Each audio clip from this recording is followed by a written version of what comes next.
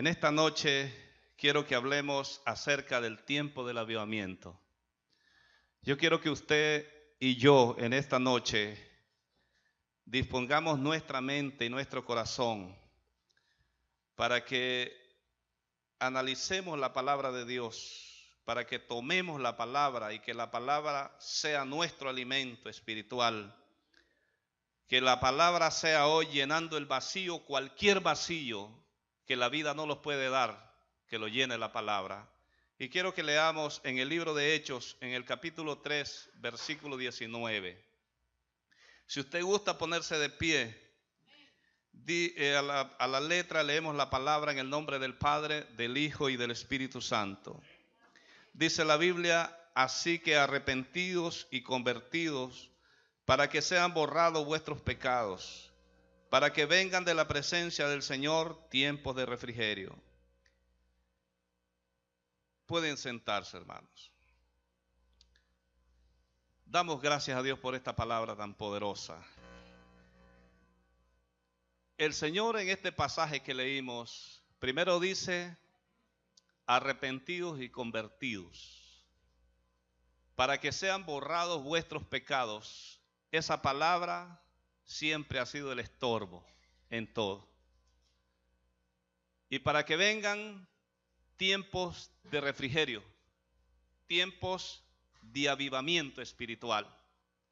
Cuando a Jesús le llevaban a los enfermos, Jesús siempre dijo: tus pecados te son perdonados, toma tu lecho y vete.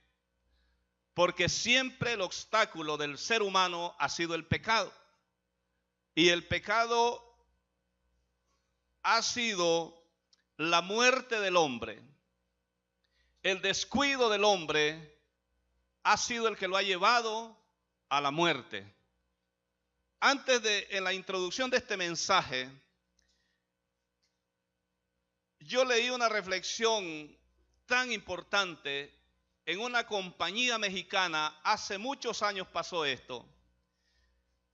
Había una compañía reparando las líneas del ferrocarril y habían muchos escuadras de trabajadores en diferentes tramos de la vía ferroviaria. Pero una de las escuadras de trabajadores, acercándose el fin de semana, dispusieron no dejar nada pendiente para el día lunes, sino que salir el sábado y descansar todo el fin de semana tranquilo y compartir con su familia.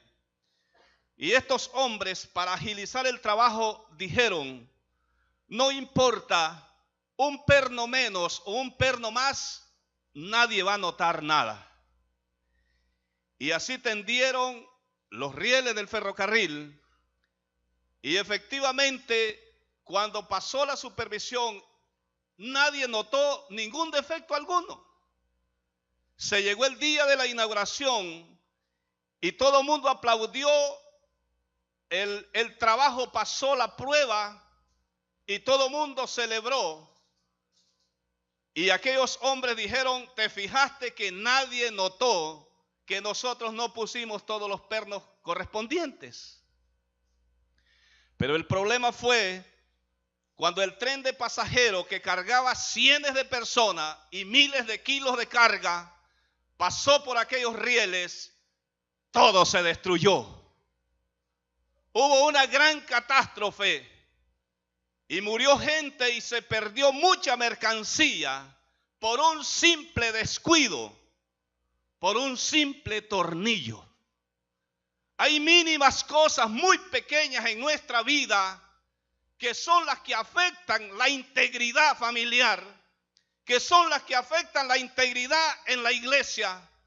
Esos pequeños detalles que usted y yo no ajustamos en la vida pueden ser la destrucción. Y una vez que hay destrucción en nuestra vida, nada vale lamentarse, porque ya la destrucción está.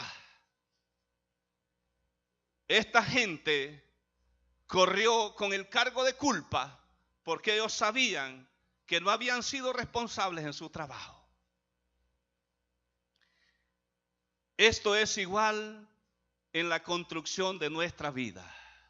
El hombre y la mujer de Dios tiene que tener una responsabilidad en el trabajo que Dios le ha encomendado y la responsabilidad en la iglesia. Cuando usted y yo, al amanecer, nuestro primer pensamiento que se viene es doblar mis rodillas para agradecer a Dios por la noche que dormí, ese es un buen principio de un cristiano, aleluya. Y si usted continúa con el día, porque la Biblia dice orar sin cesar, oren en todo tiempo y en todo lugar. Cuando nosotros hacemos así, somos cristianos que tenemos la coraza puesta, el yelmo de la salvación, el escudo de la fe. Aleluya, gloria a Dios para siempre. El tiempo del avivamiento. Hoy en día vivimos tiempos diferentes a los de la iglesia primitiva. Hoy en día nosotros escuchamos cualquier tipo de noticia, cualquier tipo de anuncio que cambia la característica de nuestra sociedad. Cualquier tipo de espectáculo que cambia incluso en la manera suya de pensar. Porque esto viene cautivando la mente y por último tantas mentiras se vuelven verdades. Y la lucha de la iglesia es contra todas esas cosas que hoy en día se están viendo. La Biblia dice que las puertas del Hades no prevalecerán contra la iglesia. Usted y yo somos el muro de contención. Usted y yo somos la seguridad de esta nación y del mundo entero. Aleluya. El tiempo del avivamiento. ¿Cómo nosotros podemos ver el tiempo del avivamiento? ¿Cuál es el tiempo del avivamiento? Es una pregunta que todos los creyentes debemos de hacerlos las 24 horas del día. El problema es que el avivamiento no es simplemente un momento de alegría. El problema es que el avivamiento no es simplemente reír, brincar y saltar. El avivamiento es algo que nace del corazón para brotar para afuera. El avivamiento es algo de lo que dice la Biblia, que de nuestro interior correrán ríos de agua viva. Y sabe que el profeta Ezequiel, la Biblia habla en el capítulo 37, dice la Biblia que lo llevó el Espíritu hasta un valle de huesos secos. Y dice que cuando el Espíritu lo llevó a ese lugar, él vio aquella cantidad de huesos secos y secos al extremo, dice el profeta. Y cuando él estaba en ese lugar, él comenzó a escuchar las instrucciones de Dios para aquellos huesos secos. Y la Biblia habla en el versículo 14 del 37, dice que aquella voz le dijo: y pondré espíritu en vosotros y viviréis. No importa cuán frío podamos estar, lo importante es permitir que Dios ponga su espíritu en nosotros y que nuestra mente y corazón se levante en victoria para Cristo. Aleluya. El avivamiento primeramente debe de comenzar individualmente. Cuando el avivamiento comienza, tiene que ser con madurez, con entendimiento. El avivamiento comienza cuando usted y yo comenzamos a reflexionar en las cosas espirituales, cuando usted y yo comenzamos a entender la revelación de la palabra y cuando usted y yo comenzamos a tomar responsabilidades sobre el ministerio que Dios ha puesto en nosotros. El avivamiento es una responsabilidad individual. El avivamiento no puede comenzar desde la congregación a las personas, porque solamente sería un movimiento. El avivamiento tiene que nacer del alma, del corazón, con un encuentro genuino con Dios. Aleluya. ¿Sabe que una vez estaba yo a las 2:45 de la mañana y el Espíritu Santo me despertó. Inmediatamente yo caí de rodillas y comenzó el Señor a mostrarme en las nubes. Comenzó a mostrarme una gran aspa que comenzó a girar en medio de aquella cantidad de nubes. Y en medio de ellos salía una voz que decía: estoy acelerando los tiempos, prediquen porque mi venida está cerca. Y a mí se me puso con todo el nervio aquella visión que tuve. Y sabe, hermanos, sencillamente cuando yo me levanté de aquel lugar era otro, era diferente. Porque Dios habló a mi vida y el avivamiento comenzó en mí. Y este avivamiento yo tengo que transmitirlo a otro a través de mi forma espiritual de ser. Cuando miren mi testimonio, cuando miren mi actitud, cuando me miren a mí, otros querrán ser igual que yo. Además de esto, hermanos, es importante que nosotros notemos en Lucas capítulo 4, versículo 17, hay una palabra poderosa. Es una palabra grande. Y dice que a Jesús se le dio el libro del profeta Isaías. Y abriendo el libro, encontró y halló el lugar donde está escrito: el Espíritu del Señor está sobre mí, por cuanto me ha ungido para dar buenas nuevas a los pobres. Me ha enviado a sanar a los quebrantados de corazón, a pregonar libertad a los cautivos. Eso fue lo que Jesús leyó. Y sabe que dice la Biblia allí que cuando Jesús terminó de leer lo que el profeta Isaías dijo en el capítulo 61, 700 años atrás, dice que Jesús cerró el libro. Jesús vino a dos cosas. Vino a traer vida, vino a sanar a los quebrantados, pero también a traer juicio. Y de lo que Jesús no habló, de lo que escribió el profeta Isaías, fue acerca de la gran tribulación. Porque viene la venida gloriosa de Jesús, pero con él viene el juicio eterno. Cuando nosotros comenzamos a analizar esta palabra de Lucas 14, 17, si usted encuentra allí, dice que los ojos de la gente que escuchaban la palabra estaban puestos en Jesús. Ese día había llegado el avivamiento a aquella sinagoga. Ese día la gente que estaba presente pudo experimentar al hombre que habían escrito 700 años atrás. Estaba hablando en persona él allí en ese lugar, aleluya. La profecía se estaba cumpliendo en ese lugar. Jesús estaba exponiendo lo que Isaías había escrito acerca de él, aleluya. Qué bueno es Dios, aleluya. Sus ojos verán muchas cosas que faltan por suceder. Pero si usted tiene el fuego del Espíritu Santo en usted, podrá derrumbarse el mundo, pero usted caerá de pie, aleluya. Porque el Señor ha llenado su vida de su presencia. ¿Sabe qué? En el primer punto de este mensaje, yo quiero referirme a Éxodo capítulo 3. Si usted ve la historia del llamamiento de Moisés, dice la Biblia en el capítulo 2 de Éxodo, que una vez Moisés vio que dos hebreos estaban riñendo entre sí.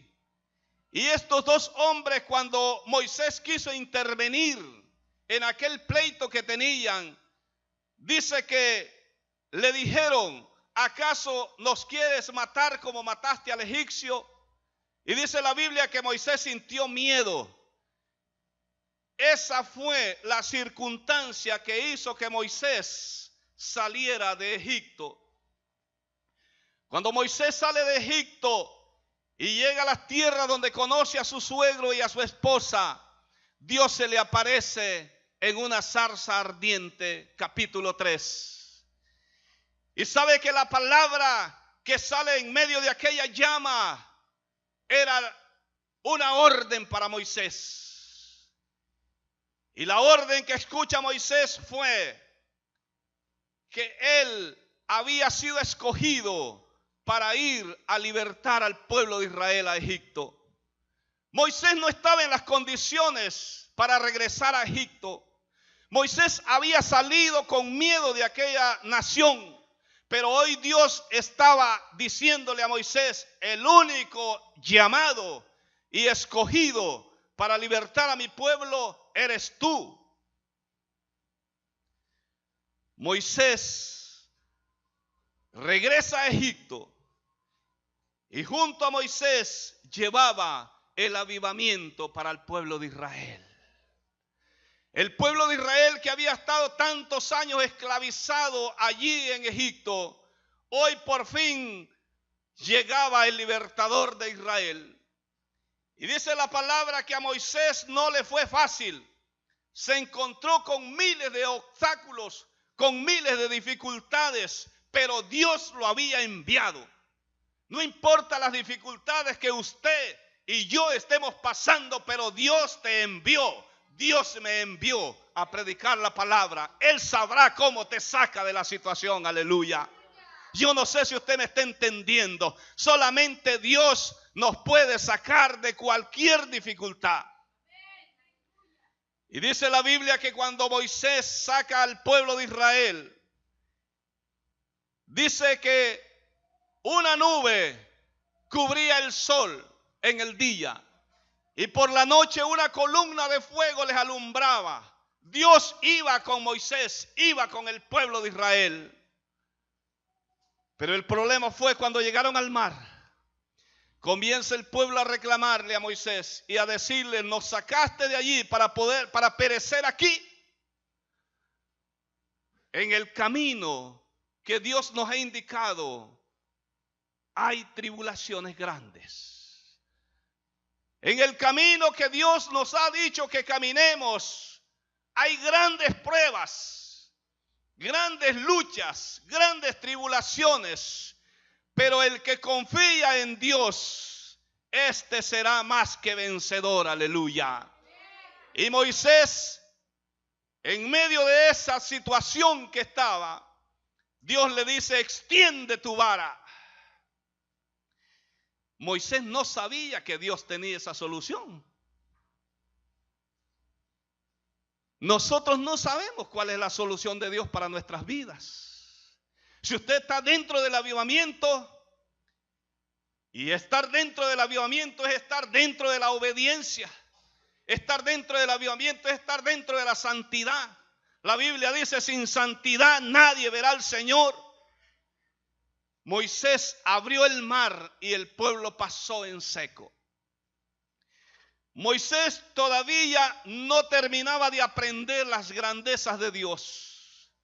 Y dice la Biblia que los 40 años que estuvieron en el desierto, la Biblia dice que Dios proveyó la comida, el agua, pero algo importante, un milagro importante: nunca sus zapatos ni su ropa se terminaron en esos 40 años.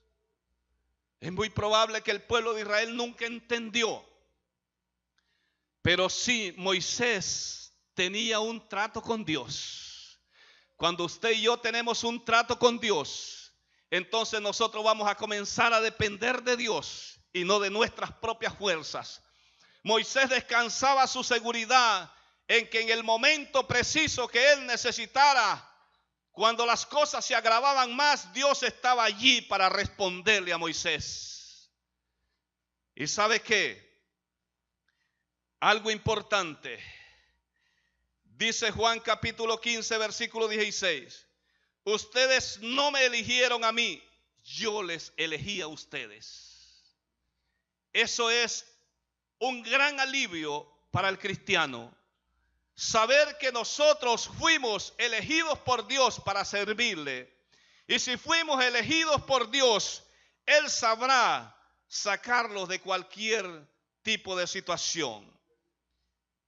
¿Cuál es el avivamiento en nuestra vida? La Biblia dice en el libro de Ezequiel capítulo 1 que mientras Ezequiel estaba en el cautiverio allá en Babilonia, dice que él vio los cielos abiertos. Y cuando él vio los cielos abiertos, él sabía que de esa visión que él estaba viendo venía una gran bendición para la vida de este profeta. En medio de las cadenas, en medio de la dificultad que se encontraba este hombre, Dios le muestra qué es lo que tiene que hacer. Pero además de esto, la Biblia dice la Biblia, Juan capítulo 16, versículo 7, porque yo os digo la verdad, dice Jesús, os conviene que yo me vaya, porque si no me fuera, el Consolador no vendría. Sabe, hermano, la promesa de la iglesia de hoy en día es más grande que la promesa del Antiguo Testamento. Y es allí donde nosotros tenemos que sembrar nuestra confianza en que Jesús dejó un consolador, dejó al Espíritu Santo que nos guiara y que estuviera con nosotros todos los días. Y sabe que esto es lo que a usted y a mí nos mantiene de pie, porque si no fuera así, yo no lo dijera, dijo Jesús. Voy pues a preparar lugar para que donde yo estoy, vosotros también estéis. Jesús estaba asegurando al pueblo, a la iglesia, que debía de trabajar con una esperanza grande, de un día tener una recompensa. Y sabe que la palabra de Dios habla de hombres que anduvieron con Jesús, de hombres que tal vez cuando anduvieron con Jesús tal vez no entendieron lo que Jesús estaba haciendo a cabalidad. Pero dice la Biblia en Hechos capítulo 1, versículo 8, dice, y recibiréis poder cuando haya venido sobre ustedes el Espíritu Santo, y me seréis testigo en Jerusalén, en Samaria y hasta lo último de la tierra. Y si usted ve capítulo 2 de los Hechos, a Pedro el día de Pentecostés, dice que Pedro se puso en pie en medio de los 11 y comenzó a predicar, no como aquel Pedro débil que nosotros conocíamos, sino como un hombre lleno del poder del Espíritu Santo. Dele un aplauso fuerte al Señor, hermano, porque cuando el Espíritu Santo llena nuestras vidas, entonces nosotros somos diferentes. Cuando el Espíritu Santo está en nosotros, no hay miedo, no hay situación adversa, no hay situación difícil que nosotros no podamos vencer. Aleluya. ¿Sabe qué? En los tiempos que la iglesia primitiva fue esparcida, en el capítulo 8 de Hechos dice la palabra del Señor que estaba Felipe predicando en Samaria, y dice que un ángel le habló a Felipe y le dijo que fuera al camino que baja a Jerusalén. Y en ese camino venía un etíope, y cuando Felipe aborda a aquel hombre, dice la Biblia que él venía leyendo al profeta Isaías. Cuando Felipe pregunta que si entiende lo que lee, el hombre responde, ¿cómo voy a entender si no hay quien me enseñe? La iglesia de hoy en día tiene que meterse en un despertar espiritual, en un avivamiento espiritual, porque usted y yo somos llamados y enviados a enseñar la palabra. Usted puede ser ese Felipe que tiene que enseñar la palabra. Y Felipe comenzó a enseñarle a aquel hombre. Y sabe que aquel hombre recibió lo que él esperaba recibir. Cuando recibió a Cristo y vio que había agua, le dijo a Felipe, ¿qué impide que yo sea bautizado? Porque aquel hombre era diferente y había entendido la palabra. Aquel hombre tenía un cambio de manera inmediata porque había entendido la palabra que Felipe le había explicado. En esta vida nosotros tenemos que ser unidos, porque cuando nosotros estamos como un solo cuerpo en el Señor, entonces podemos decir que estamos en un pueblo donde se mueve el poder del Espíritu Santo. Cuando no hay unidad, entonces no hay Espíritu Santo allí. ¿Sabe que en los tiempos del Antiguo Testamento dice la Biblia que el pueblo de Israel estaba siendo abatido por los ismaelitas, por aquella gente, los madianistas? Y dice que todas las cosechas que tenía el pueblo, esos pueblos se las robaban. Pero había un hombre que estaba en medio de Israel, que fue visitado por un ángel. Y dice que cuando aquel ángel llegó, en Jueces capítulo 6, dice que le dijo a Gedeón que él era el escogido para librar al pueblo. Y sabe que Gedeón lo primero que dijo: yo no tengo la capacidad. Porque eso es lo primero que nosotros pensamos. No estoy capacitado para hacer esto o para hacer el otro. Pero dejamos y nos olvidamos que el que nos está llamando es el que nos va a capacitar. Es el que nos va a dar todas las herramientas para que nosotros podamos hacer el trabajo. Y dice que teniendo tanta gente, 32,000 hombres de guerra en Israel, Gedeón se sentía solo, porque no había una unción espiritual, podríamos llamarlo de esa manera, que pudiera hacer reflexionar a este hombre que el Dios de Israel era un Dios de poder, que el Dios de Israel podía vencer a sus enemigos. Pero la Biblia dice que Gedeón recibe una instrucción y le dice: dile que levanten la mano todos los que tienen temor. Y dice que se fue yendo uno a uno. Oiga, hermano, y Gedeón mira, solo quedaron 10,000. Quiere decir que había mucha gente con miedo. Pero todavía esa era mucha gente. Y dice que le dice que cuando fueran al río, todo el que tomara el agua, llevándola con sus manos a su boca, ese era el escogido para ir a la guerra, a vencer a los enemigos de Israel. Y la Biblia dice que solo quedaron 300 hombres nada más. Y con esos 300 hombres, Gedeón fue a la guerra y venció a sus enemigos. Oiga, qué grande es Dios. Usted no se sienta solo. Si usted tiene a un Dios de poder, ese lo puede sacar de cualquier tipo de situación. Y precisamente por eso es que yo quiero reiterar, hablar de que somos el cuerpo de Cristo, la iglesia. La iglesia del Señor somos el cuerpo de Cristo. Y dice la Biblia que como el cuerpo tiene muchos miembros, la iglesia también tiene muchos miembros. Es decir, que cuando nosotros nos unimos, cuando nosotros estamos unidos, cualquier proyecto que esté bajo la voluntad de Dios, lo vamos a llevar a cabo. Denle el aplauso fuerte al Señor si tiene fe. Aleluya, gloria a Dios. Porque creemos que esta congregación tendrá un templo propio. Porque si el Señor nos ha traído a este lugar, es porque Él nos va a suplir de todo lo que necesitamos. Amén. ¿Sabe que una vez había un problema tremendo entre los ojos y la nariz? Usted sabe que los ojos y la nariz son miembros del mismo cuerpo. Amén. Es raro ver una persona sin nariz. Es raro ver una persona sin ojos. Y dice que un día iban caminando y los ojos casi no veían ya. Y entonces dijo el hombre: pues voy a ir a comprarme unos lentes para poder ver. Fue el hombre a la tienda, compró unos lentes y se los puso. Ahí tuvo el problema con la nariz. Y la nariz dijo: ¿cómo yo voy a andar cargándole los lentes a los ojos? No es posible que nosotros andemos cargándole los lentes a los ojos. Y comenzó aquel problema serio. Hasta que por fin el hombre tomó la decisión de quitarse los lentes. Al día siguiente, en la primera vuelta que dio, cayó de frente. Y lo primero que pegó fue la nariz.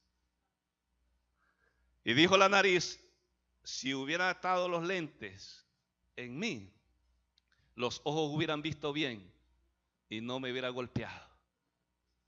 Mire qué bueno es ser unidos, hermano. Cuando nosotros nos unimos como cuerpo de Cristo, entendemos esa palabra que el apóstol dijo. entendemos bien, todos somos útiles y necesarios en una congregación. Todos los necesitamos en una congregación. ¿Sabe, hermano? Cuando usted se regocija y ve a los hermanos cantando, tocando los instrumentos, ¿usted cree que eso se aprende así nomás? Eso es un don de Dios. Cuando alguien pasa aquí a hacer la apertura del culto y comienza a orar para la bendición de este culto, ese es un don de Dios. Por eso es que todos somos necesarios. Yo siempre digo, en cualquier parte que esté, siempre digo, desde el niño más pequeñito hasta la persona más adulta dentro de la iglesia, todos somos necesarios por igual.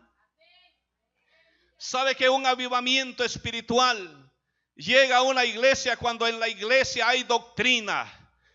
Un avivamiento espiritual llega a una iglesia cuando hay instrucción bíblica en aquella iglesia. El avivamiento espiritual llega a aquella iglesia cuando hay ayuno y oración en aquella iglesia. Llega cuando hay armonía, cuando estamos unánime en un mismo pensar. Así estaban el día de Pentecostés los hermanos, los 120 que quedaron allí.